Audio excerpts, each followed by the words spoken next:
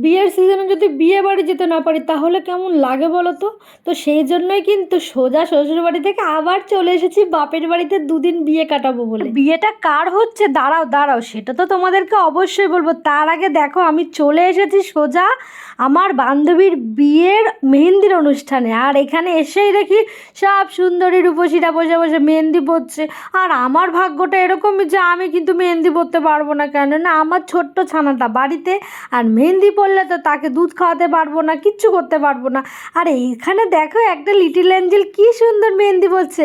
আর ওকে দেখে জানো তো আমার মনে হচ্ছিলো যে আমার মেয়েটা কবে বড় হবে, ওকে একটু এইভাবে সাজাবো। ঠিক আছে, না এবার তোমাদেরকে ব্রাইডের সঙ্গে পরিচয় করাই। এটা হচ্ছে ব্রাইড তন্দ্রা। তো এটা আমার বান্ধবী। আর এই যে দেখো ব্রাইডের কিন্তু মেহেন্দি পরা কমপ্লিট। তো এখানে আসতে না আসতেই ছাগলিগুলো আমাকে বসিয়ে দিল মেহেন্দি পরানোর জন্য। তো কোনো রকমের যা হোক তা হোক করে একটুখানি মেহেন্দি পরিয়েই দিলাম। তো তারপর হবে কিন্তু মেহেন্দিতে সঙ্গীতের অনুষ্ঠান। তো অনুষ্ঠানটা এমন কিছু না, কিন্তু সবাই মিলে বেশ নাচ টাচ করে মজা করা হচ্ছিল।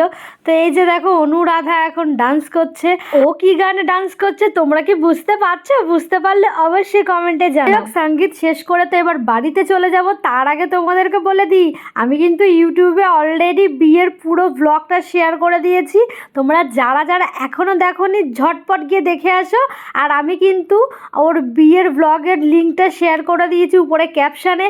তো তোমরা অবশ্যই যাও আর গিয়ে ওর বিয়েতে আমরা কি কি মজা করেছি, কি কি আনন্দ হয়েছে, ব্রাইডকে কেমন লাগছিল, সবাই কিভাবে সেজেছি, কি কি খাওয়া দাওয়া করেছি, কি কি মজা হয়েছে, পুরোটা দেখতে হলে কিন্তু পুরো ব্লগটা দেখতে হবে।